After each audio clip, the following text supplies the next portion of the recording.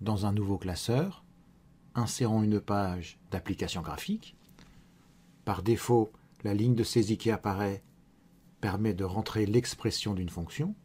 Ici, nous voulons rentrer l'expression d'une suite. Il faut donc modifier cet affichage. Deux possibilités, où on fait un clic droit sur la ligne de saisie, où on appuie sur Menu, Entrée modification graphique, Suite et Suite. La suite qui nous est proposée ici s'appelle U1. On va donc rentrer son expression par récurrence en écrivant U1 de n plus 1 égale 1 demi de U1 de n. Il ne faut pas oublier que la suite s'appelle U1 plus 3. La valeur initiale est U0 égale 0. Et enfin, on va choisir d'afficher 16 points. Cela sera largement suffisant. On appuie sur Entrée. Et nous avons le graphique par défaut qui apparaît, c'est-à-dire le graphique temps, le graphique constitué de points de coordonnées n, un. Le point vert représente la première valeur de la suite, c'est-à-dire U0 dans notre cas, et on peut éventuellement modifier graphiquement à l'aide de la souris cette valeur pour voir les modifications du comportement de la suite.